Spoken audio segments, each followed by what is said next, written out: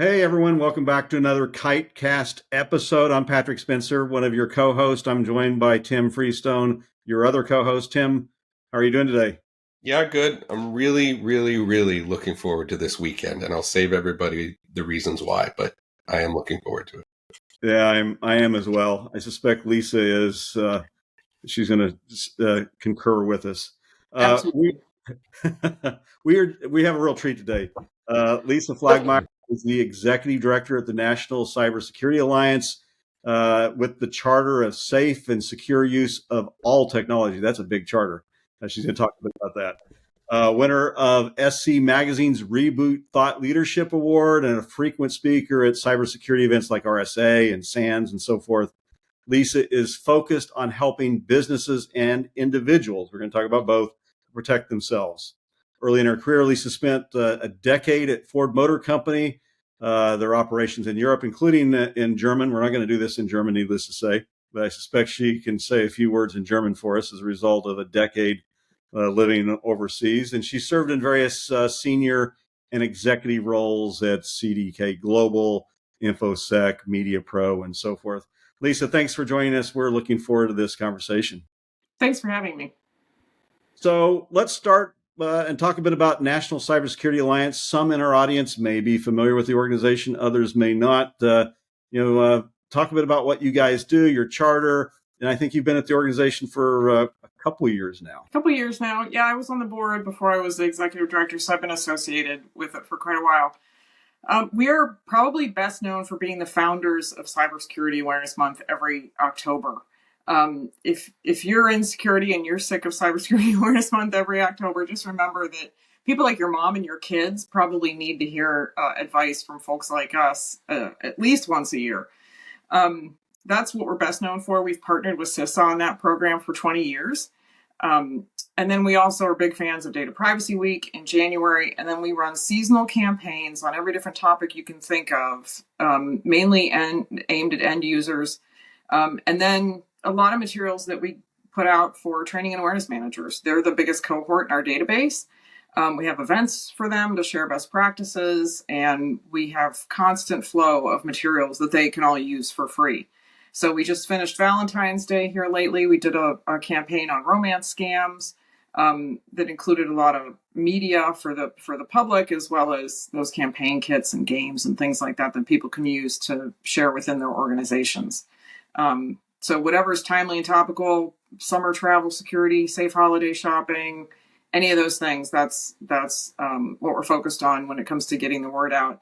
We also have a program for small business education, and we have a program to try and recruit more students from historically Black colleges and universities into careers in cybersecurity. That's it. Now, you guys are a nonprofit. We are. That's right. So that you've worked for some nonprofits in the past, or they all been for-profit organizations? Obviously, Ford. For-profit. There were years at Ford where it felt like a nonprofit. I was there in the late 80s to the late 90s, and market share was a battle. If it weren't for the F series, our lives would have been really difficult. But it's a great company, and I learned a lot there about marketing and advertising, and that's really served me well in training and awareness. Yeah, that's a great point. So what attracted you to join a nonprofit? You know, what was exciting? This is a transition for you from a career standpoint. Yeah, so I think for me, what really gets me up every day I was, just meandering through a career in cybersecurity. I was at an automotive technology company, and meandering through a career in marketing, minding my own business, when the CISO came along and said, "Hey, we should do thought leadership about security topics because we have 500 million consumer records, and all the auto manufacturers and 35,000 car dealers were our customers, and the Jeep hack happened, and manufacturers were worried about brand damage, and hey, we should kind of tout, not pound our chest, but talk about our security program. And we think we're better than the competition. We can definitely take some thought leadership there." So that's what got me pulled into the world of security. And the more I learned about it, the more I realized there was a huge, I won't even call it a communication gap. It is a communication chasm between what those of us working in security see all day and the fight that we fight, and your average human, your average American, your average citizen, people like my mom and my kids, who I pick on all the time. Folks in their 20s and in their 70s and 80s. That just really aren't aware of some of these things. A lot of people at working age get training, so we see some differences in the data there about their behaviors and their attitudes about it.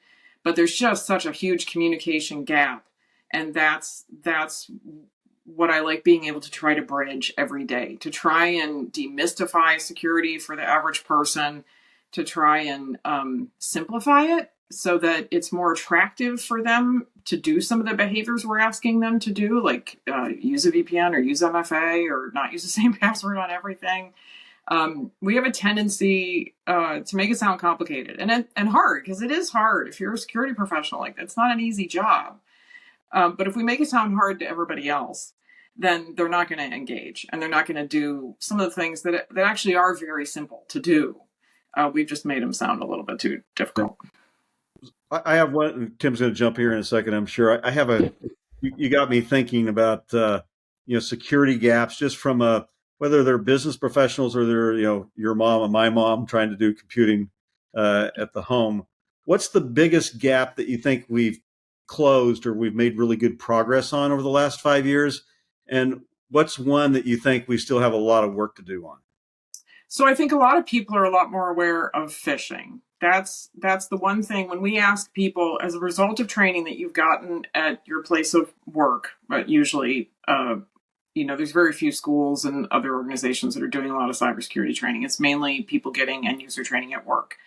When we ask them, what have you gotten better at as a result of that training? Like, what did you change? What behaviors did you change? Now, this is self-reported, so it's not observational research. But in every country where we ask people this question, and every single year that we've asked them the question, the answer is, I feel like I'm better equipped to recognize phishing emails or texts or anything malicious like that. And I also credit those sometimes controversial simulated phishing programs that organizations run. There's somebody who is lighting up Twitter in the last week because their spouse got an email about I think there's a Valentine's package waiting for you at the front desk or something. And it was a simulated phish, and this was sent, to members of an organization on Valentine's Day. And they thought that was kind of cruel. So sometimes there are controversies when you pick a topic that, like, please don't send a benefits simulated phish during open enrollment. Like, that's just not going to make you any friends outside of the security organization. And it's not about us being tricky, right? We're trying to educate people. And yes, I know the bad guys are really tricky, but you also have to think about the relationship that you're trying to build in the organization. And you want people reporting things to you. You want people involving you upstream in their projects. Especially if you're in a tech company and you're trying to influence the development of new products and everything, you want a seat at the table. And so some of those things, if you're just kind of going to tick off the whole organization by doing a simulated phish that makes everybody angry, I would argue that you might win the battle, but you might lose the war.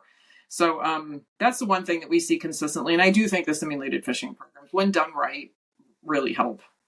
Interesting. What's the biggest gap on the second question? Oh, my goodness.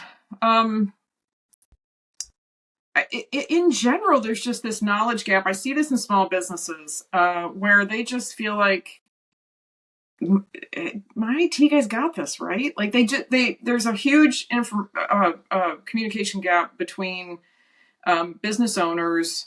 So, for example, we're going to start our next cohort of our training class for small businesses is going to be car dealers because they are kind of like banks. They write loans, and they also are businesses that are like civs. There's a lot of vendors running around. There's a lot of data flowing around. They give a lot of different vendors access to their networks to access data for sales and promotion programs, stuff like that. And there's 50% employee turnover in the sales department usually. So, there's a lot of opportunities for things to go wrong. And I can't tell you, coming from automotive, how many times I would talk to a dealer principal and ask him some question that was IT or security related.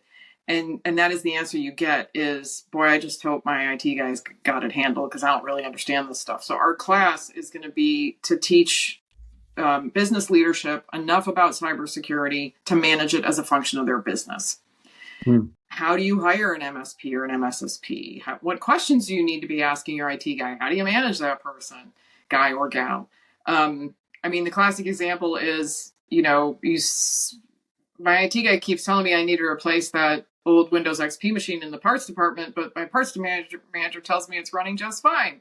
So why should I do that? I mean, they don't talk in terms that the other one understands. So that's the gap we're going to try and bridge there.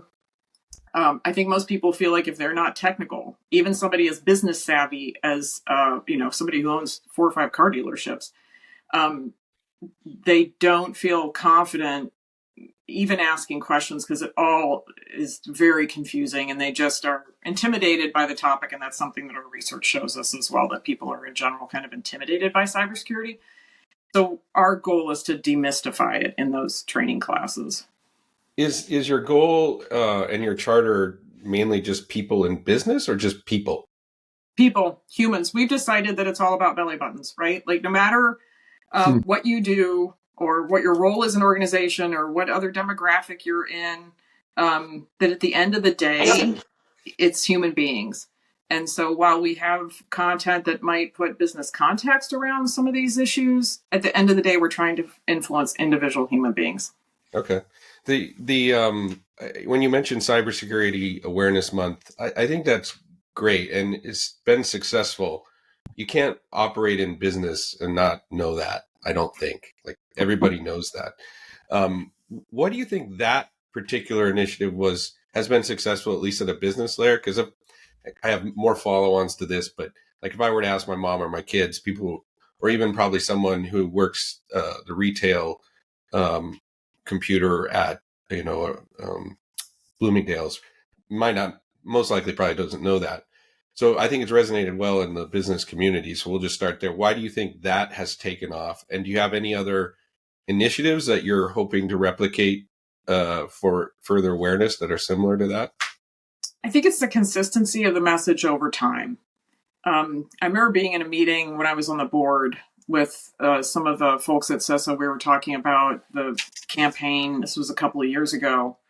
And there had been this habit of changing the theme and the logo and everything sort of every year, that there was this thought that this needed to be somehow freshened up. And I said, if McDonald's changed their logo every year, would we still know who McDonald's is? But we don't go buy fries every day. And if they want us to go buy fries every day, they need to keep pushing that same message, right? Marketing 101 is consistency. So I think that's the one thing that we've tried to do is be really consistent with, especially the last few years. We're focusing on the same core 4 behaviors: recognizing, reporting phishing, MFA, updates and patching, and what am I forgetting? Password habits. Until we see, my belief is until we see widespread adoption of any of those things, we need to keep talking about them over and over and over again, because people aren't paying that much attention. And so you're only getting a sliver of share of mind there. And so you've just got to keep repeating, singing off that same song sheet. And then we changed the language in the last few years to talk about how quick and easy some of these things are to do. So I think that's helping as well. Mm-hmm. The expanding beyond the business side of things, like I think about, again, just my kids, they're 13 and 11. They haven't had a single cybersecurity anything in grade school and they're the most susceptible because they're the ones they're just online in all these weird, not weird, but like TikTok, but they have, what do we do with the education that starts at, kindergarten, basically? I think it starts with teachers, right? I've heard stories of, there's some new app that they're all using in the classroom. So the teacher writes a common password on the blackboard and says, this is what we're all going to use. The minute you put technology in a child's hands is when you need to start talking about how to use it responsibly. So I know there's good work being done at cyber.org and K through 12. Cyber Florida, the state of Florida, has a great program where they have summer camps for kids. They have summer education programs for teachers. it's a very comprehensive program. So a lot of those are happening at the state level. Some of them are using some federal grants, I think, to do that. And there needs to be, if I could replicate the Cyber Florida program in every state in the country, I would. They do a really great job there with that program, trying to push the topic in K through 12 and educate the teachers enough so that they understand what's at stake and they can communicate that to the kids. Raising awareness at that level, do you think that'll help with the cybersecurity skills shortage that we've been talking about for 2 decades? It seems like now forever. With the kids learning about cybersecurity, you think they'll be more inclined when they get to college, when they get ready to launch their career, to actually do something in the cybersecurity realm? I think so. That's one of the things we try to accomplish with the See Yourself in Cyber program, the HBCU program, is and for the first time, we're going to invite some high schoolers to our events that are coming up in Maryland. I think part of what gets lost, I agree that, yes, I think that makes a difference, but people still believe this is largely a field only for STEM folks, right? We try to, at our college events anyway, we try to invite students in business school.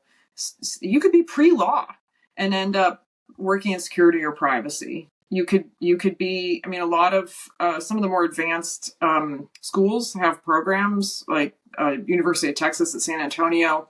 San Antonio is known for being a hotbed of cybersecurity, and they have a business degree in cyber. So you could end up being a business security officer or working in GRC or something along those lines. And I think that's really, really important. That we get outside of our comfortable place. we get more integrated with the business. That's really, really, really important for changes to happen. You've got to have that seat at the table. And so there's room, I think, for people of all different backgrounds, not just people who are really strong in STEM. It doesn't seem like it's seated earlier. That's what I'm getting at. It would be great if it were, perfect world. If this started to get seeded really early in a person's education at elementary school. We have courses on home ec and all the course, social studies, history, all that type of stuff. But the one thing that impacts everybody's daily life, there's relatively no courses on.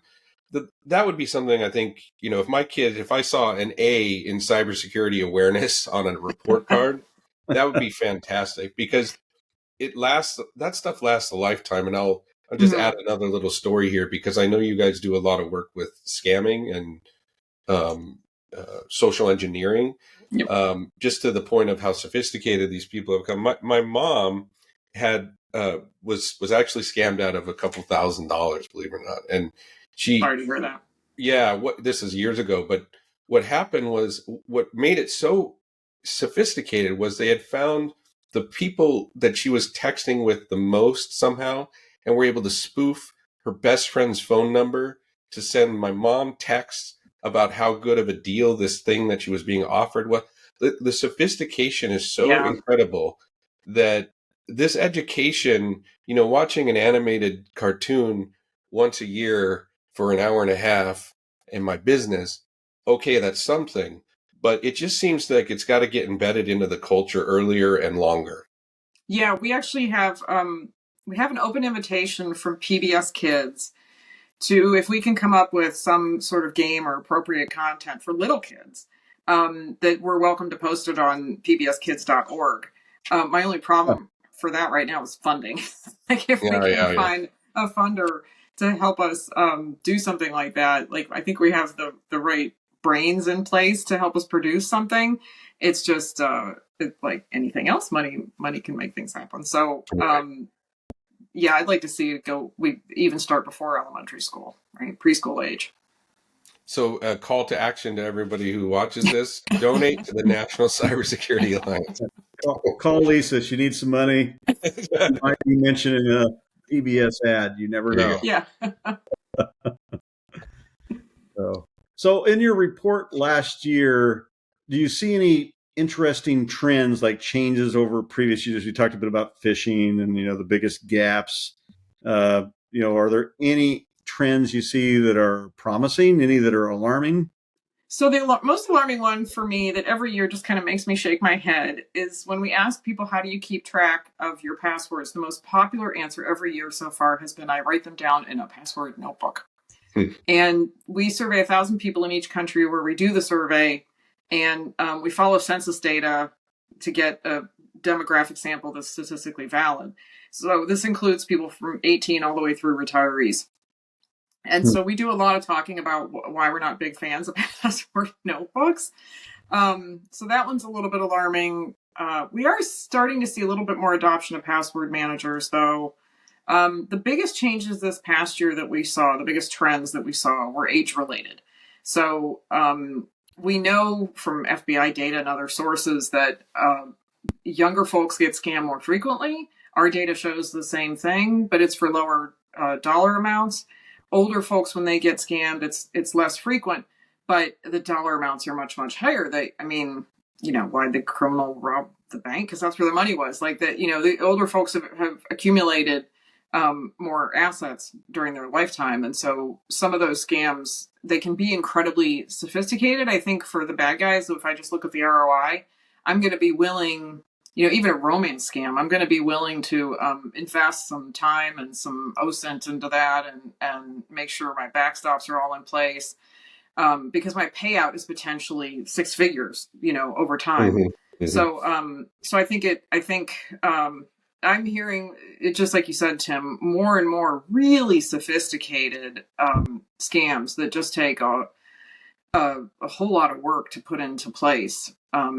But what I'm seeing so far is when those are successful, the ROI is really high for the bad guy, unfortunately. Yeah.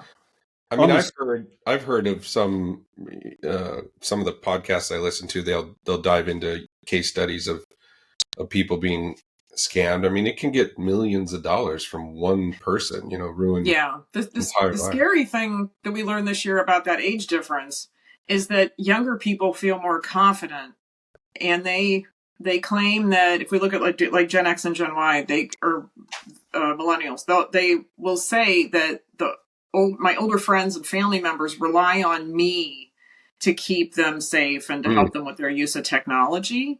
But when you ask the older folks in their lives, they'll say that, yeah, they think they know, but they really don't know. And they get themselves into trouble with technology more frequently than I do. So if you ask anybody who's a parent of a teenager, yeah, of course they think they know more than you do. Right? We see that same dynamic when it comes to security behaviors. Younger folks don't prioritize it as much. They also feel more cynical because we ask them about whether or not they think it's inevitable, that you can't avoid it these days on the internet. You're going to get scammed. And that's unfortunate, because that tells me they don't even understand that there's a few simple things they could be doing that would make a big difference, like MFA, for example. If Sure. They feel like it's inevitable, then that tells me that they don't understand that they have some power, they have some control. So we've got to fight that. But a lot of that, I think, is the news media, because when they talk about breaches and things in the headlines, there's very seldom any discussion around some of the simple end user behaviors that you could use to protect yourself. Yeah. They feel like a lot of it is in the hands of the company that's been breached, which is true. But because of that breach, because your data's out there, you're probably more susceptible to social engineering. So here's some of the things you need to be thinking about, right? About protecting yourself. And that's usually not a part of the story on the 6 o'clock news. Yeah. Yeah. On the MFA front, some organizations are making it mandatory. You don't have a choice. Others make it optional. Are you seeing any trends there? Obviously, probably more and more organizations will just make all their users employ MFA to two-factor to begin with. But do you see more and more people opting in when it is optional? Is that something that you track?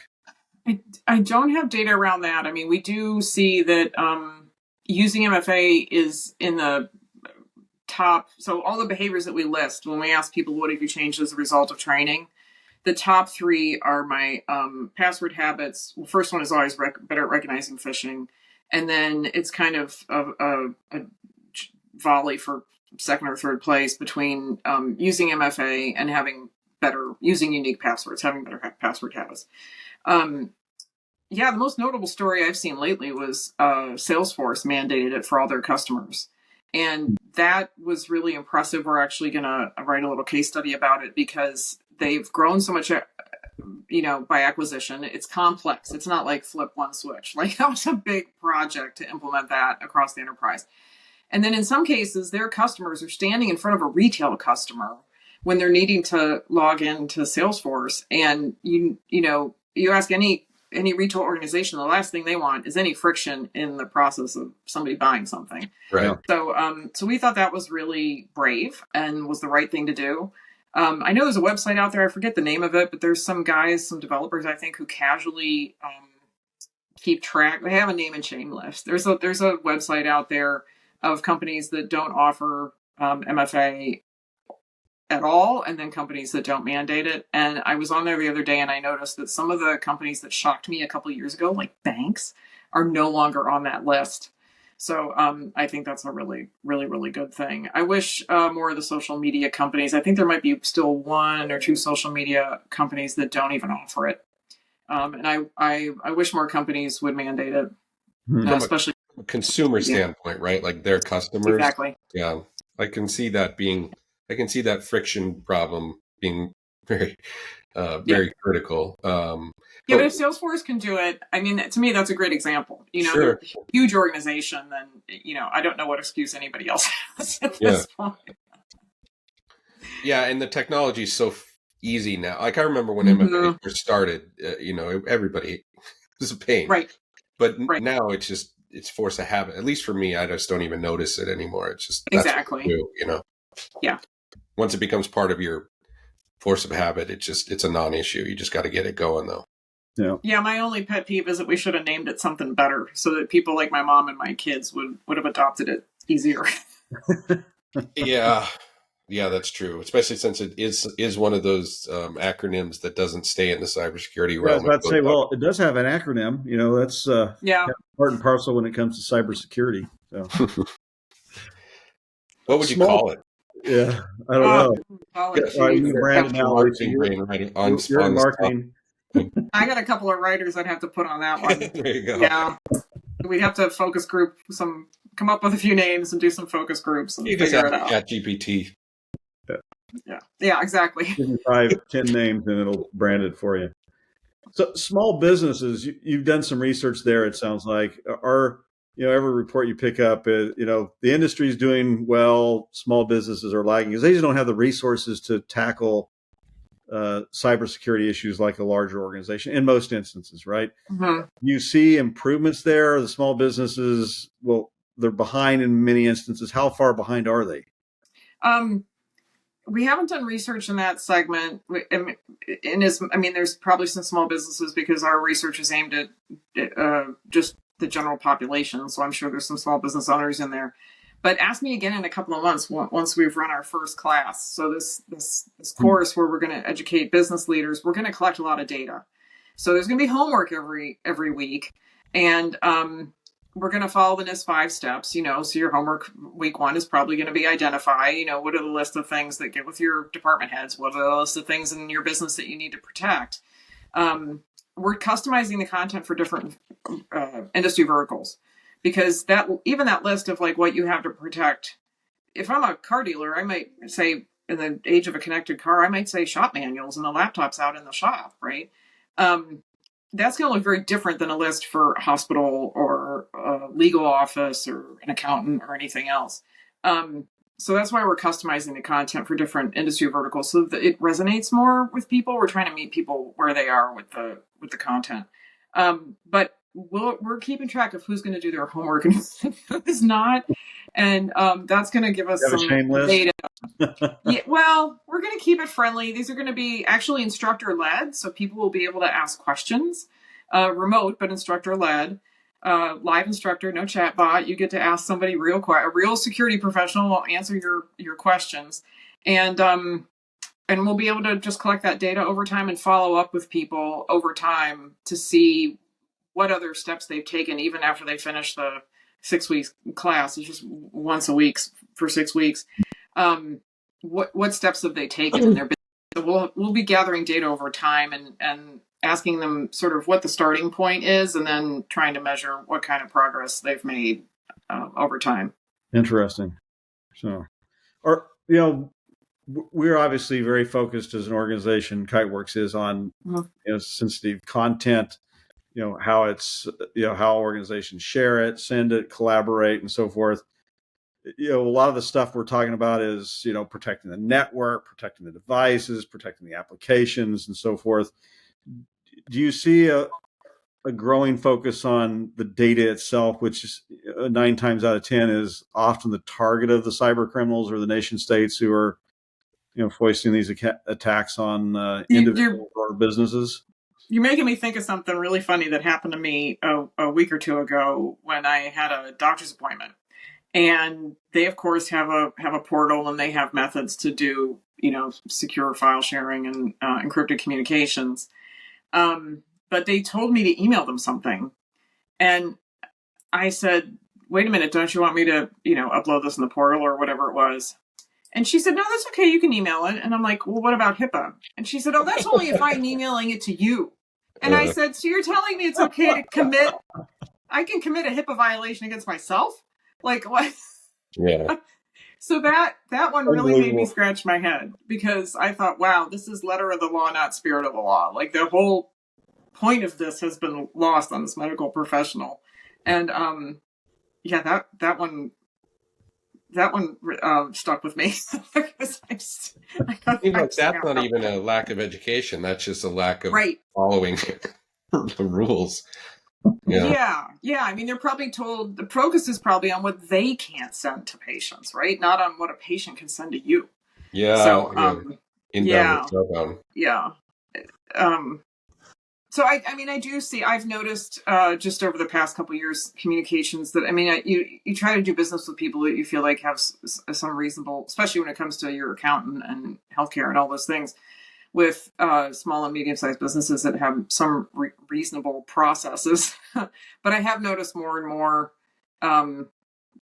folks that'll give you a warning, like, please don't, they might not know what I do for a living, and they'll say, please don't email me XYZ, upload it here or put it in the portal or do whatever. So I think it's getting down to the level of the everyday person thinking twice before they do something. Like, the classic that I used to see all the time when I was a practitioner was folks downloading this time of year, downloading their W-2 from the company portal and emailing it to themselves and things like that. I think those kind of behaviors in the everyday human are hopefully becoming less frequent. Yeah, and that's where a lot of the bad actors get information is, they get a hold of all these personal files, and there's, everything from your birth information through your life in a lot of instances, especially in healthcare organizations.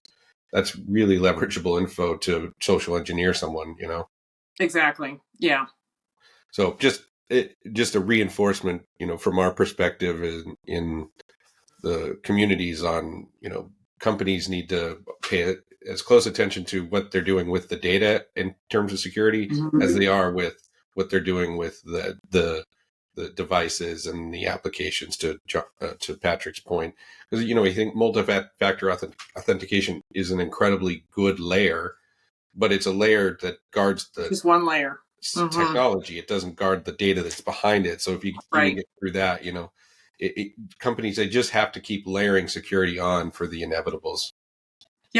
Yep. I think that's probably what as an industry snags us the most, is when we have these single points of failure, and people really don't take a layered approach seriously and think through it. If this fails, what's next? And if that fails, then what happens? I worked for a large manufacturer for a long time. You never want a single point of failure in anything. Sure. Yeah. Makes a lot of sense. Well, this has been fascinating. Tim, we're going to do a rapid fire session with Lisa here. You have some questions prepared? I have a question or two for her. I did not prepare a rapid fire. So don't worry, Lisa. I don't have a rapid fire. But I did actually, while we were speaking, ask ChatGPT to come up with a more consumer-friendly version of multi-factor authentication. And out of it, the one that I think has the most legs is Authentic Check. Yeah. We need to workshop that a bit more. Yeah, Well, I think so. I was going to ask Lisa if the Wolverines have a better chance at the national championship next year, or the Lions going to the Super Bowl, Oh, considering the your Michigan Lions! background. I'm gonna mourn the Harbaugh loss for a while. Sorry about that. I was there when he was the quarterback, so that one hit me hard. That was unfortunate. Yeah. So I celebrated for a little while, and then as soon as that happened, then I went into mourning. Probably way too soon. I should still be happy about the national championship. Yeah.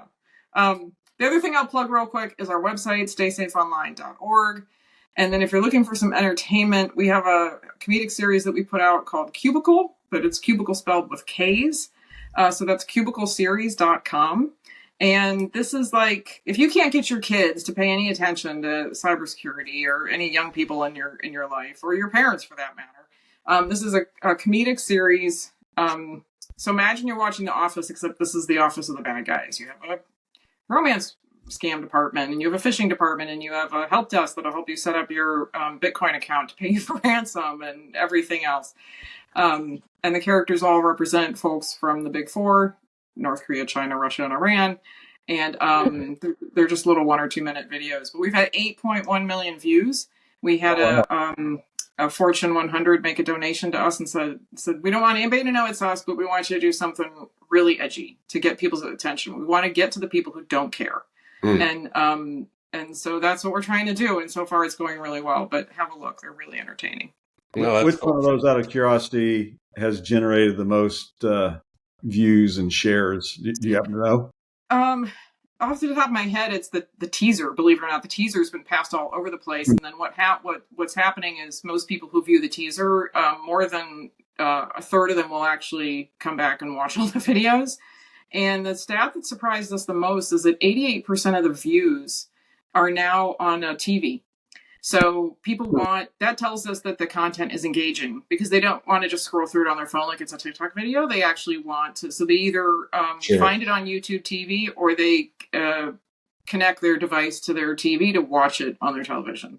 So that was a stat we didn't expect, and we thought if we got 1 million views, we'd be happy. We never imagined we'd get what we got. So there might be another season coming. We'll have to see. That's fantastic.